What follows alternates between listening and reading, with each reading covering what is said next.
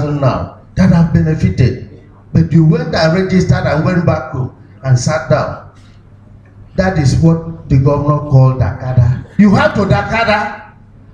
Don't wait for somebody to give you that. I used to hear this funny thing that turning boys to men. You see, a young man will go, This one is better.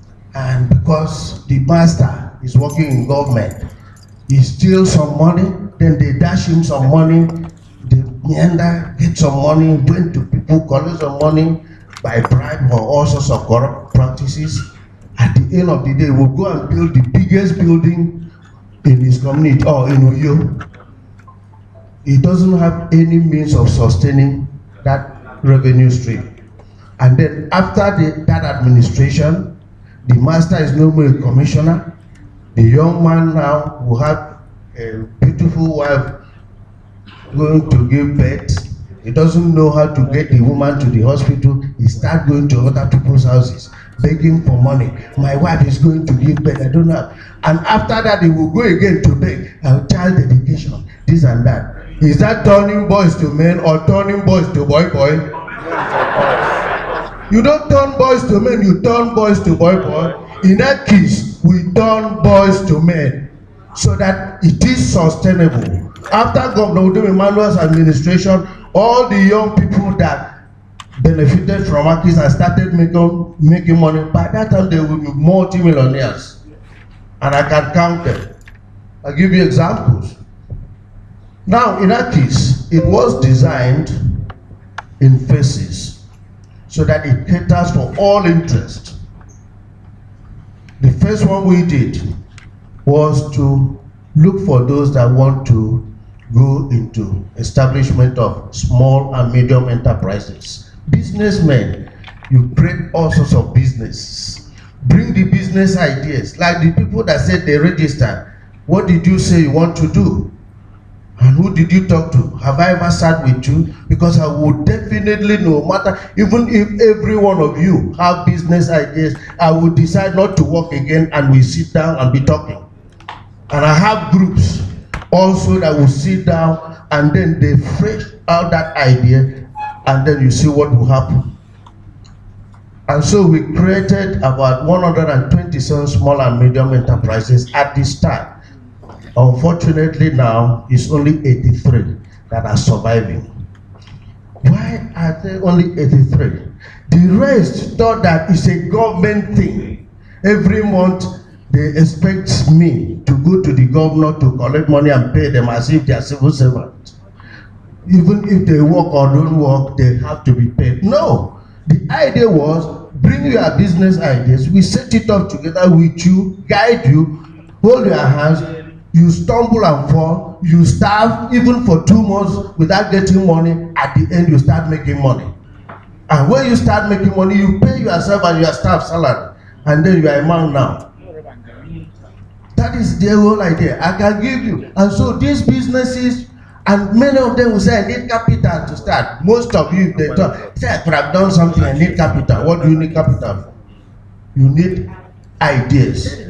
You don't need capital, because that capital, without a business plan, you just take that money, will go to somewhere around Marina and drink. That's the end. In the evening, Friday, you'll be in the club. You buy the biggest, whatever, Hennessy. So, gentlemen, I can give you some of, when I talk, I can mention some of those things, but let me give you 1 or 2 of such ideas. There's this group of 11 young people that came to me one morning, 1 girl and 10 boys. They said they want to do a business of shoe shining, just polish shoes. And so we sat down. I wanted to go to work about 9. But by the time we finished, it was about 5 p.m. 9 a.m. to 5 p.m. I couldn't leave. In the afternoon, I asked them to do gari for all of us to eat. So we ate. At 5 p.m., I think they were ready. They only came back to me about 5 months after with a bank balance of 300 million. They didn't steal money. They didn't steal government money. But let me tell you what happened. They said they want to sell shine shoes. What their business idea was, they would go to all these big men. They are operating in Lagos and Port Harcourt, unfortunately, because our people don't. In fact, those people, 9 of them actually came from Lagos, Berekwai sons that registered in Akis. Most of these people didn't register because when we set up Akis, they were brainwashed by politicians, telling them that it's for rerun. That Udo Emmanuel is setting up this thing to deceive people, is for the rerun. Not knowing that, no, Governor Udo Emmanuel has no intention of deceiving any of you. He's there for you. And I will not be a party to that kind of scam. And so, these people in Port Harcourt and the owners of that company, the company is called Waxup. So they came in, and then they will polish your shoes twice a month. If I may ask, if you are to give that service to anybody, polishing that person or people's shoes for 2 times a month, that's 48 times a year. How much will you charge? Anybody? How much for the whole year? How much will be your charge? Can anybody say something? 100,000, good. 5,000, good. Who else? 50. Now let's not get angry. Well, Waxup is not charging 100,000. They are charging 3,000 for a whole year, 48 times. But what is the business idea behind it? How come 3,000 becomes 300 million? It is easy, very easy, for any man or woman to put his or hers in the pocket and bring out 3,000. He said, yeah, that's come. And then they will deliver that service diligently. They will come, polish your shoes twice a month, unfailingly. And then you give them referral, tell other people that they are doing well, they are doing the right thing. Even they share more than Hausa people. At the end of the day, when immediately they clocked the first 100,000 claims, that was 300 million. Because it's easy. Like now I know Pastor Moino will want to. And then they also have gift cards, sir. So you can buy their gift cards. You people like you can buy even 30,000. That's for 10 persons. And as you've done that, that 30,000 goes into the account. They have added 10 more persons. And immediately they clocked that 100,000 claims. That was 300 million. And they didn't know what to do. They wanted to share and fight. They came to me and said, you are not going to share and fight. Because that's people's money. You cannot share it. So you have to look for an investment banker to manage that money. Then the interest and proceeds from that thing will now be used in the running cost. So they are big men now.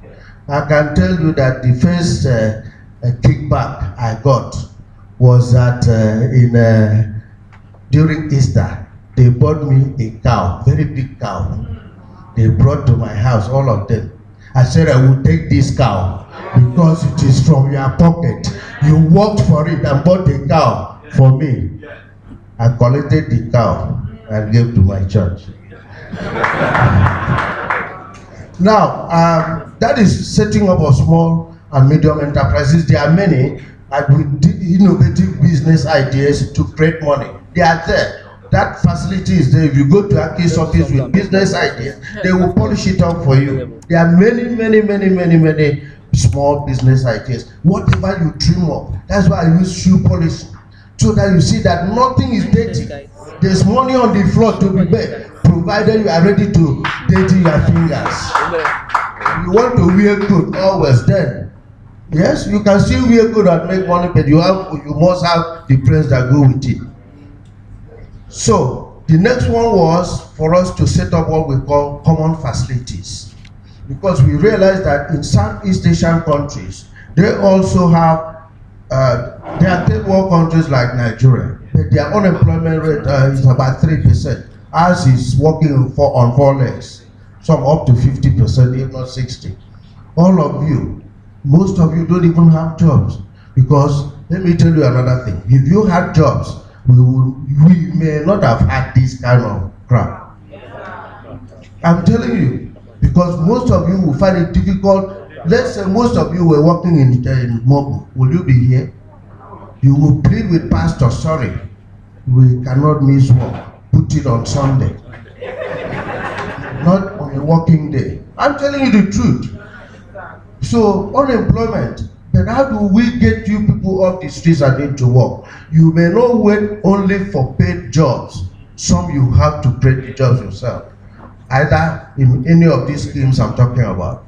And so we now realize that in Southeast Asian countries, they realized the same thing that we've been struggling with, this skills development training.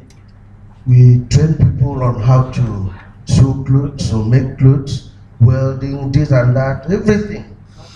At the end, some are lucky, they give them startup kits, maybe a small hand machine. Can that make you a tailor? No.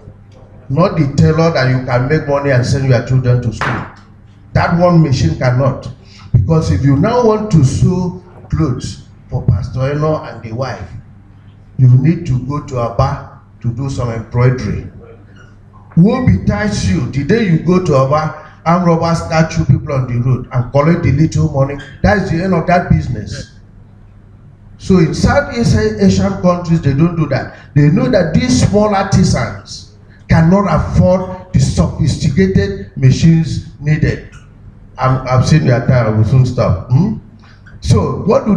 They set up common facilities. We have them in Uyo. Luckily, one of the beneficiaries is sitting there, where we have stocked up with sophisticated sewing machines. Whatever you need to sew clothes, they are there. So you don't need to go anywhere. So tailors now go there, pay a token for the maintenance of that facility, and use it as much as they can. Even students now design clothes. They are like small Nikes. They don't know how to sew. They just design clothes, walk into that place, see a tailor that wouldn't have gotten a job, and then that tailor would sew for you. The student makes money, the tailor makes money. So that's another form. Then we've gone into ICT training. We train about 3,000 persons, because all these things that you people use in doing Facebook and chat, people use it to make money. If you had attended that training, you should be making money by now. 3,000 of them. So it's still available. You can still come and talk to us on how to make money using ICT. And then we moved into manufacturing, because we needed to see what can we do. We couldn't go into production of syringe or car plant or meters, because those are big things. We said, what of cottage industries like toothpick and pencil, where we can just cut bamboo and make toothpicks and carry use all these used papers, old newspapers, and make pencils, use bamboo for toothpick. And then it has created a whole lot of employment down the whole value chain. From the person that is in the forest and is in car cutting the bamboo, to the driver is making money. And then we move from there into the last one that we're still doing. But there's the last phase that we have to roll out after the agricultural one. The last one was agriculture, the one we are still working on. Because we realize that we cannot go to plant cocoa, palm oil, coconut, and the whole of those big things. They are done by the government and the ministries. And then some of them take time, like cocoa can take 3 years before you can. We wanted, remember, about to off the streets into work, and while you learn. Make money quickly and know that there's joy in making money, so that you change and start to reawaken that spirit of enterprise. The whole essence of this is because there's going to be an industrial boom. If we don't have entrepreneurs or people with the spirit of enterprise, this state will lose out. We lose out as we lost out during the building boom, that we had to import people from Togo and Benin Republic to build houses for us, while most of you are unemployed. Do you know how much they make? Those boys from Togo, every month they make at least 250,000. I had a neighbor that is building a house, and I asked him, how much are you paying? He said he pays 4 of them $1 million. 250, 250. But our boys are working. Maybe someone here said, "You don't see us." So, the whole essence of reawakening the spirit of enterprise throughout this is you start having love, making money, so that when they create a toothpick and pencil factory, there's no accused toothpick, in naked. There's no accused pencil in naked. Why? Even in New York, because none of you are bothered to go there to ask, how can I become a distributor?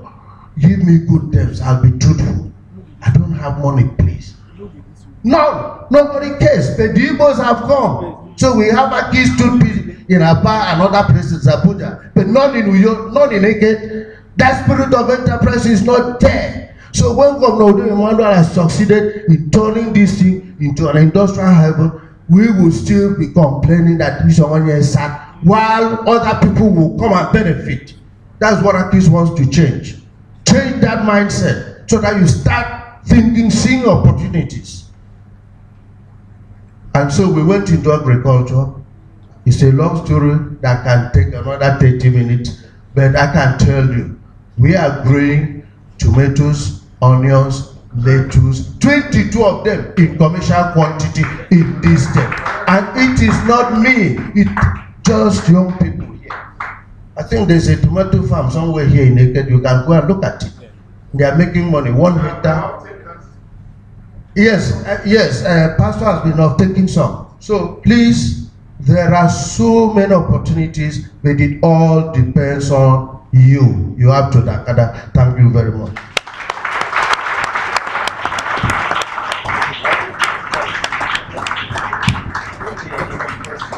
Please, let's give him another round of applause as the governor comes up for us to take questions. Thank you. Well, thank you. Today's session will be largely a walk-in session, so I'll be on and off this platform, not because I'm the MC, but because I like to let us begin to understand the substance. I'd like to take a few questions, and you said you came with, you can see the difference between this presentation and the one we had last night. That was like eating a bad food after taking a good dessert, good starter. That was bad. I'm telling you, sir, that was bad. That was bad. But we understand that. We understand the good news. The good news is that His Excellency has acted on it. Bad enough, he has ordered some disciplinary action because the thing was coming out live, and that was really, really bad. The quality. This man is not a government bureaucrat; he's a technocrat. He came from the private sector, worked in Shell. The difference will always show. Will always show. I'm proud. This kind of people are in government, sir. Yes, you have a story. Just give us your little story in 2 minutes. Let's take some questions and then let's move on. Thank you very much once again. My name is Nicodemus Ibanga. I know you will laugh there.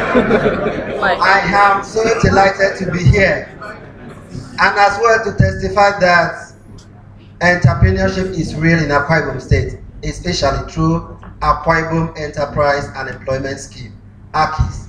Now, like the Honorable SSA rightly said, that is a platform that has raised so many of us from nothing to somebody.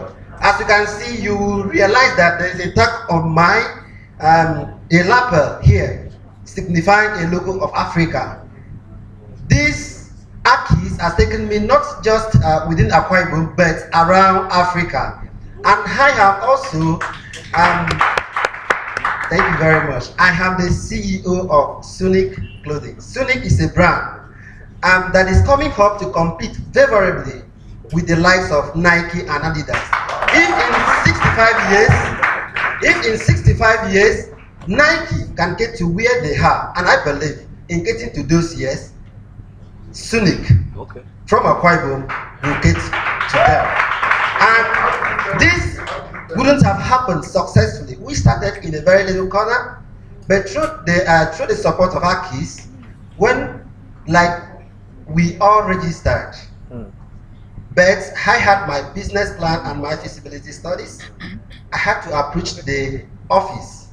Like the example here, there was $1 being raised up. Somebody came up. Now, I benefited through the common facilities being put in place.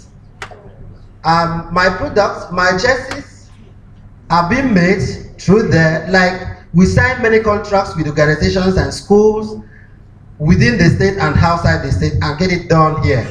And that means that in Akwa Ibom State, we can produce jerseys. It is not only done outside there in Lagos, Aba, or outside, but here in Akwa Ibom State, we produce and brand jerseys, t-shirts, and I want you not just to hear my story, but to come and sign up, patronize what is our own, so that together we can all succeed. Remember, my brand is Sonic, and I want to give my number. Permit me, Seba. My number is. You need to pay for adverts. You need to pay for adverts. Well, we just hear testimonies. I can say we'll take questions, and the agricultural thing is quite true. Quite true. I was surprised at the kind of tomatoes we grow here. I used to think it's just Jos, and but the brand we have here is far better than that of Jos. That I can tell you, because you know I'm the governor of rice and stew. So when I tell you about food, you've got to believe me.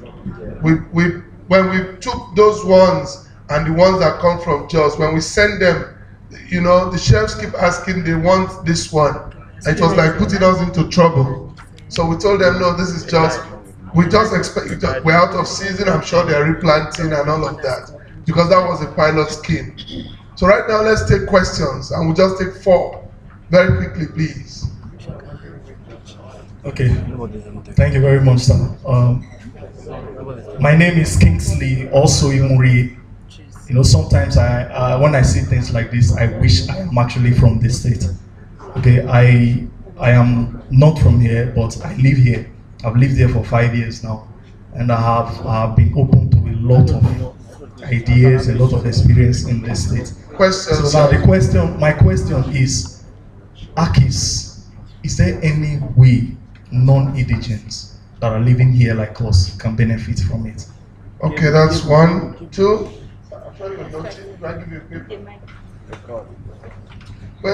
Good morning, I'm Brother Stephen Ime. And my question is, please, how do we deal with the issue of location? Because it's like all the speakers, they are hitting Lagos and Port Harcourt. How do we deal with the issue of location when it comes to our business establishment or idea? And secondly, sir, the establishment, how do you also deal with that? The establishment, I have to give you this respect, sir, the governor, for being this benevolent to us, because not everybody would like to, touch the way they have their. Please stay within the context of so the question. Is the establishment. How do we deal with those firms that are already there, or that are upcoming? That's my question, sir. Thank you. Okay. We just have 4 people. Yes, sir. Good morning, everybody. My name is Nicholas Udo. Please, can you do us a favor by telling us where we can locate these offices? Okay, thank you. It's just 4. That's 4. Good morning. Good morning, everybody. Please, my name is Uwe Mawak. So I have an issue with an inventor from the state who has a creative idea to invent something, they cannot get a patent right. How can we secure the support of the state government to get a patent right? Because sometime last year, we tried to come up with a security light, a solar detector light that can scan metallic objects meters before it gets to the security post. So before we could get our patent right, in one of the exhibitions, we realized that one of the prominent IT industries, IT firms, has taken over the creative idea we had, because we couldn't have the resources to secure the patent right. So how can the state government support an inventor who wants to get into that level to secure both the national patent right and the international patent right? Thank you. Thank you so much. Thank you so much. That's for. Okay, go on. Maybe while you're taking water, let's take the fifth one. Okay. Kennedy EO is my name. A shoe designer and producer. I would like to ask, the tailoring tech center he talked about, the location, and if there is also a shoe tech center, and that's the technology center, if they also have a program, something like that too. Then for the Aki's website, he talked about it. I tried Googling, but I couldn't get that. So maybe if you could tell us the website and then how to go about the registrations. Thank you. Thank you so much, Sazu. You're welcome to just. Okay, question number one. Can non-indigenous partake in Akis? As far as you live here, it's like free education, we don't discriminate. Because if you live here for 5 years, you are an indigent. So please, you can partner with your friends, because now even Akwa Ibom sons and daughters are your friends. But you may have even married from here. So you can walk into Aki's office. The reason why I said that it was mainly Akwa Ibom, because in the website, as I've just been mentioned, there's provision for state of origin. And it was mainly for Akwa Ibom. But if you live here, you are free to come. And how do we deal with the issue of location, that facilitators are from Lagos and Port Harcourt? I didn't understand. Maybe that one was actually, that question was for the government. How would they meet the facilitators after all of them must have gone back? So maybe you get the contacts for them. Somebody asked, where can you locate Aki's office? It's at Aki's Plaza, opposite the Ibom Hall. When you go there to enjoy the dramas and fun at the Ibom Hall, please always look as you come out. That big building there is Aki's Plaza. You walk in there, they will welcome you. And Uwemawak said that an inventor has something to do with scanner or whatever, and how to get patent right from government.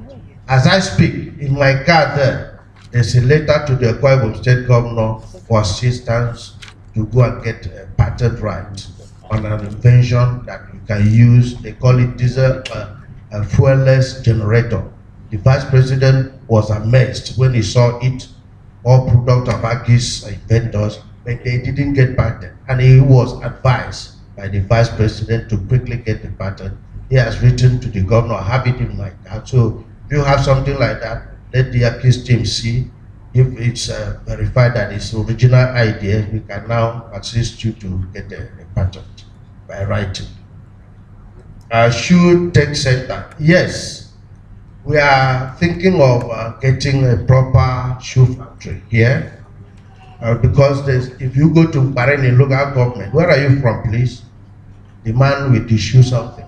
If you go to the local government grounds at Mpareni, there's a big crate sitting there. Do you know what is inside? What is inside? Shoemaking machine or crates. So you have lots and lots of shoemaking machines sitting there, lying waste. We want to see how we can take possession of that thing by negotiating or collaborating with the local government to start and make a shoe center for our young people. Thank you very much. Thank you so much, distinguished ladies and gentlemen. Let's put our hands together for Engineer Fort Ebon for the work he has done this morning. And the website. Hello. Yes, the website. Initially, it was a standalone website, and we paid. But then it has been moved to the government website, Akwa Ibom State Government website. That's what has been done. But the same question, I think last week somebody mentioned to me that they have been there, that the site is down. I think, Joshua, please you remind me, because I think somebody mentioned the same thing. I should have checked, but I forgot because of the festivities. But then it's now moved from where it used to be. It used to be Akis, not A-K-E-E-S. It was A-K-Y-E-E-S. There was a Y. So if you check, you can see there's a Y. That was what it used to be, but it has been moved to a Akwa Ibom State website by Solomon Oyo. So what's the Akwa Ibom State website? Let's put our hands together and celebrate our engineer. You know, yesterday I said something that little money, big money comes from little things. You just play on the numbers. If Nigeria has 160 million people, you need to just know the numbers. And if you walk around the number, you will succeed. I won't forget the story of a young man who left school in Lagos and didn't have employment. So he went, had a truck, a little cart, and had this camp stove or gas. And he was frying akara in Oshodi. He would wear his apron very well and then started frying akara. Today, that guy has several places wherever you have crowded bus stops. He has his building now. He was supposed to be at this conference, but we decided on this first edition to bring our people to talk to us, because we had always believed that we don't have people in other places. Just like the engineer rightly captured, politics have so much overtaken the place that no young man wants to do anything. We leverage on free money.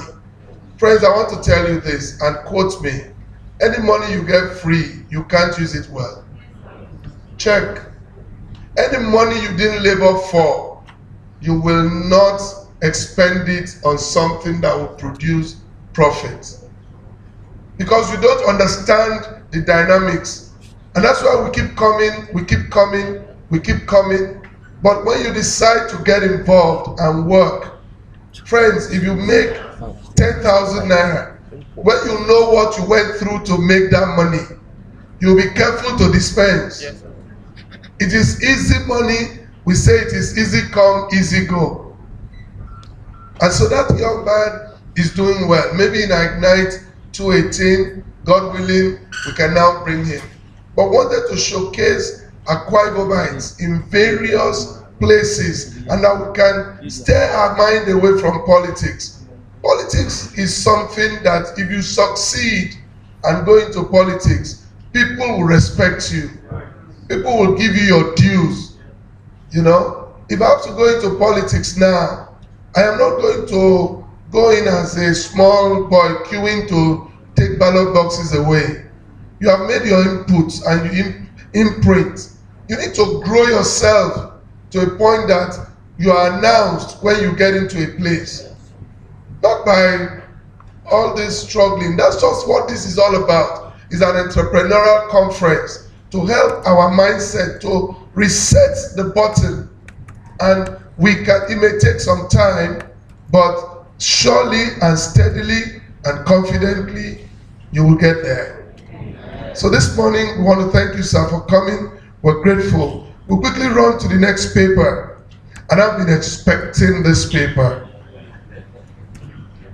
Wow. We want to talk this morning on maximizing the moment. This is your moment. This is your season.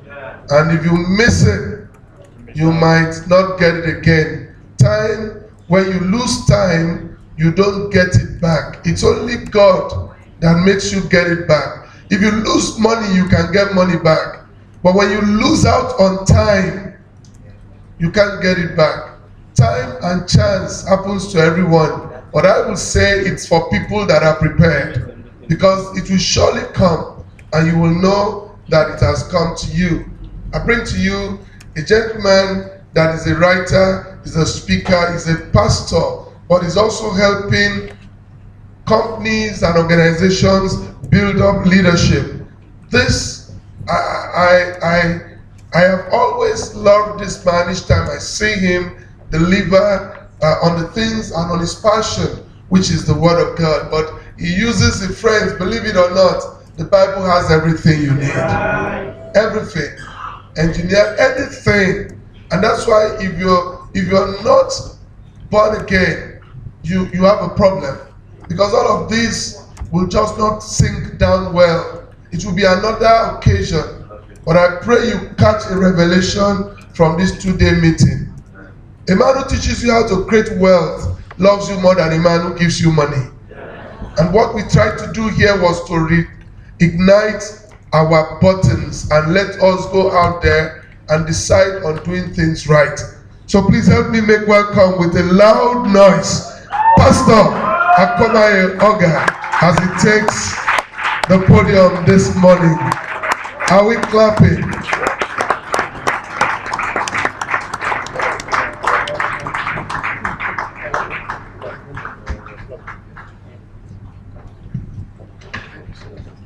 Good morning, everybody. I'd like to very specially acknowledge and appreciate the Governor and CEO of Royalty Groups and his very dear wife seated here. Thank you for the privilege to be here this morning. And I'd like to salute every one of you who, in believing that the spirit of entrepreneurship is possible, has shown up to be a part of this conference. Ignite 2017, I believe, will leave an indelible mark on your minds and indelible imprints on your spirit as you continue onward with the journey of life. I also want to very graciously appreciate the other speakers that have gone ahead before me. I want to celebrate God's servant very respectfully, Reverend Simon Afolabi. Thank you, sir. I appreciate you. And Dr. Emmanuel, we heard you yesterday. You're fabulous. And Mr. ID Enan, you just blew us away. And I'm waiting for another session to listen to you again. Thank you very much. I am typically a very fast speaker, but I'll make sure you don't lose me as we go on. I will try to give you as much as possible within the time frame. I don't like to speak for a very long time. I like to keep it short, but with enough to ruminate on, enough to think on, enough to feast on way after the session is over. And I hope that will be the case here. I think, I'm not very sure, but is this being recorded? So there are audios. So you see, you can get audios and go back and listen to this mix. No matter how intelligent you are, I can bet you that when you listen to a presentation again and again and again, you would hear things you thought you heard, but never really heard. So I would encourage you to get the audios. These are some of the little steps you can take to make sure that the spirit of the presentations actually gets into you and that you're doing something with it. I would say many things in one, but today I'm asked to speak on maximizing the moment. In between the lines, I'll tell my story because I believe the meetings like this afford us an opportunity to tell stories, not just for the purpose of information, but to show you that it is possible and to show you that we have a background and track record and we have principles that we have appropriated in our lives that have taken us from one place to another. I also must not forget to appreciate my bosom friend, Pastor Brandon Green, who came with me here. Thank you very much for being here. I met Pastor Brandon a few years ago. We got introduced by my friend, the mayor of the city of Kenton. He's still the mayor today. And he got us hooked up, and he's my brother now. Thank you very much for being here. Maximizing the moment. A conference will not be profitable to you if you don't have the right mindset for attending it. Until information meets a vision in your heart, it is very likely not to be profitable to you. It is true that we all may hear the same thing, but have different outputs out of what we hear. And the difference really is in how we receive what we receive. We hear differently. When you hear with the right mind, it will be possible for you to be more creative with what is heard so that you can apply these things afterwards. When you receive information with a participating mind frame. You might hear a lot, great and lofty things that will just not make any sense to you. When I'm in a conference, part of what I want to do is hear and understand what I ought to do with what I have heard in a practical manner in my life. And so my prayer is that as you hear, not just this session, other sessions to follow, that you will develop action plans of how to appropriate the things that you will hear so that you can make a difference with what you hear. My name is Akomaye Uga. I'm a pastor, leadership development speaker, writer. I coach people as well, and I teach principles. I don't just motivate. It's good to motivate, but I mean I teach principles. Dr. Miles Monroe said a principle is a fundamental law that governs function and behavior. And he said life is complex to people devoid of principles. I have also learned that principles govern reproducibility. You can reproduce literally any kind of success that you desire in your life if you have access to the principles. Many times people are excited about the products of the application of principle and not the principles themselves. Now, but I have been trained from my youth to look out for the principles that can empower me to create whatever it is I believe I have on the inside of me. In the course of my sojourn through life, still very short so far, but not as short as you may think, I have learned several things, and some of these I want to share. First, the 3 Ds of life. I had Mr. Ainan talk about the 3 A's yesterday. So I want to talk about the 3 Ds and then the 3 E's. The 3 Ds of life. 1, discovery. I believe that your GPS is set when you are able to identify your current location, first of all. Now, you're not certain about where you want to go until you can clearly identify where you're at. Where are you? What do you have? Who are you? We will want to do just anything and everything until we find who we are. A man who does not find who he is will find anything else and everything else interesting. People fail not for the want of potential, people fail for the want of direction. Direction actually starts when you can identify who you are. Thank God for your neighbor's success. Thank God for your friend's success. But the truth is, you may not necessarily be succeeding in the same things. What I want to glean from people's success stories will be the principles and how I can apply these principles to my unique situation and position.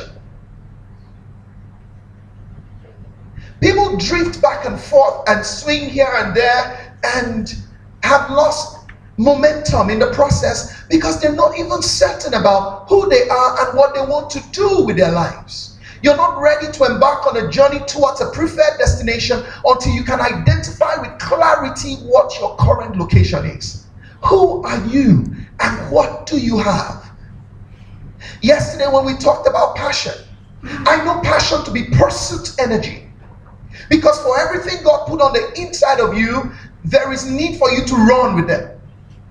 Potential is, in one sense, treasure that is in you, but is yet inactive, inexperienced. It's innate. It's just in you, a possibility that has not been activated. And every potential needs to become kinetic. You need to give action to potential for it to produce results. Now, so passion is the energy that comes with potential so we can drive it to action. So passion is not concocted.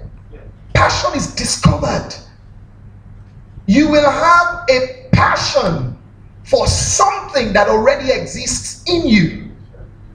It can come in varying proportions. So when you come to a conference like this, that passion is fanned. And you can begin to mobilize that person's energy. Who are you? So D number 1 is discovery. D number 2 is development. It will not matter how much you know if you don't build the capacity to deliver on these things. Not many people want to pay the price to develop themselves. Very closely associated with development, something I'm going to touch later, is vision. I believe that your vision determines the extent of responsibilities you should undertake. Your vision should put in your hands the blueprint for preparation. When you know the size of your vision, you should be able to clearly define the measure of work that you need to do to make it happen. So vision actually locates or allocates a proportion of work to you. But people stay at the excited stage of vision. You see these possibilities and you're all so excited. But you see, for vision to come to pass, you must identify the specific work you need to do. Development. You will realize that eventually excellence will suffer no discrimination. If you spend the time to build value into yourself, you will be sought for. As a young man, let me tell you a bit of my story. I gave my life to Christ at the age of 16. And at the age of 17, a certain man would come to my school at the time, Federal Government College, Kaduna, and speak to us. He seemed to either be unaware or deliberately did not want to recognize the fact that we were young boys. He spoke to us like he would speak to adults. He spoke to us like he would speak to giants. He gave us that kind of diet. He didn't spare us. He didn't consider that these were just boys in boarding school, the age we were at the time. He delivered passionately. Today I look back and I thank God that he did. He didn't give us milk. He fed us strong meats, bones, hard stuff. And from the age of 17, my vision began to form. At the age of 18, I already had learnt several values. My mentor had instilled in me several values. Values of integrity, values of character, values of diligence. At 17, we had to buy books. He said a percentage of our income was to go to tithing, 10%. He said there must be another percentage for resources. So at that age, with a little stipend that I got from my parents, who lived a long way off, you had to squeeze to buy a book or a cassette tape. And then my friends in the same, group with me, we would exchange books, exchange cassette tapes, because we couldn't afford to buy everything we needed to read. So if you had a book I didn't have, we all lined up behind the different books. We all gathered together to listen to the same stuff. By 18, I was very sure. As a matter of fact, I co-founded the first organization I co-founded with my friends at the age of 18. That organization is still doing very good today. Started in Kaduna, it's got branches in Abuja, it's got branches in Niger State, still doing very good at the age of 18. At the age of 18, I spoke at the Abuja conference in July. My vision was inspired and sharpened. I remember at the age of 19, one of my goals was to be 10 years ahead of people my age. That year, at the age of 19, in 6 months, I read 24 books, 24 solid books. Some of the titles I still know today. That was the year I read Dream Seeds by Mike Moda. That was the year I read, I think I read Understanding Your Potential, Release Your Potential by Dr. Miles Monroe. That was the year, I mean, solid authors. I read T.D. Jakes for the first time that same year, at the age of 19, Lose Him and Let Him Go. Great book. Now, so with that, I was quite certain to a reasonable degree of what I wanted to do with my life and where I was going. Every place I showed up, my mouth was bigger than my size. My wisdom was older than my age.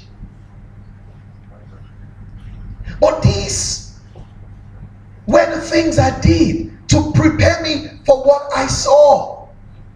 I spent the time to develop myself for where I believed I was going to. What are you doing today to take you to somewhere you believe? I must say to you that I sacrificed a lot of things that people my age did. I sacrificed it. And I've always said I thank God that he arrested me when he did, because that's when I was just becoming more self-aware. Like, yep, you know. So I didn't have the opportunity to smoke, drink, chase girls.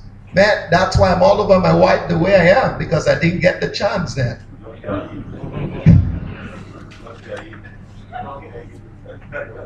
I know, I mean, what are you doing today to take you to where you want to go? Are you investing in yourself? You must develop yourself. Listen, Joseph was not a citizen of Egypt, but he had the stuff Egypt needed to survive. And by the inputs of Joseph, Joseph had three very significant things: the ability to dream, the ability to interpret, and the ability to implement. Three very significant things. And when Pharaoh looked at him do his presentation, he said, look, in all my realm there's no one like you. Come take the position of prime minister.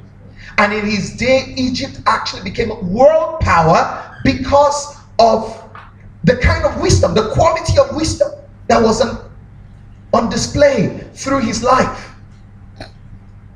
I told myself many years ago, anywhere great speakers will be, I want to be there. I told myself, I want to travel the world. I told myself, in fact, I introduced myself many times before the mirror. I talked about the airlines, you know, I would fly. I introduced myself. Ladies and gentlemen, join me. Welcome a great speaker who has come from across the Atlantic. New York City, help me welcome. You know, I'll put my name. I had these pictures of who I wanted to be and how much influence I wanted to wield. By the time I got into the university a year and a half, I'd read about 50 solid books. I entered pre-degree, and the people who were in pre-degree with me thought I was a graduate who was coming to coach them. I was in their class until they started seeing me take lectures with them as well.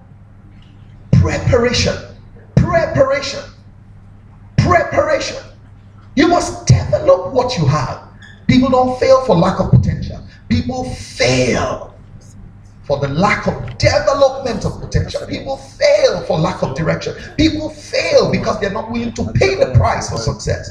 You must know and come to terms with the fact that success that is lasting will come with a price. I sacrificed leisure, and that's why I'm still pretty much a very serious-minded person today. Now, I've had the privilege to mentor hundreds and then thousands of people in the last couple years, and sincerely speaking, I'm a very serious-minded person. The number 3D is the D of deployment. When you have discovered your proper place, your proper gifting, when you have developed it and empowered it, you would begin to see opportunities to deploy it.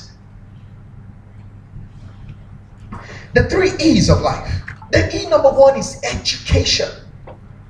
In one of my books, I've had the privilege of authoring so far. Well, I've written more, but I mean, I have in print about 15 titles of books, about 15 titles. And in one of my books, Create Your Own Job and Be Richly Employed, I said, education is not measured in degrees. Education is measured by productivity. I know it's only temperature that is measured in degrees. Education is measured by productivity. Education is not necessarily given to you. Education is everything you do to discover, to develop, and to learn how to profitably deploy your entire purpose and potential. Yes, we have the formal education and we have informal education. I believe both play a very significant role. I have at least 3 degrees and I'm in the process of another one. I have certifications from within the country and out of the country, empowering my ability to represent my potential properly. When potential is left crude, it suffers misfortune. You must do everything required to give your potential an opportunity for the best outing. And one of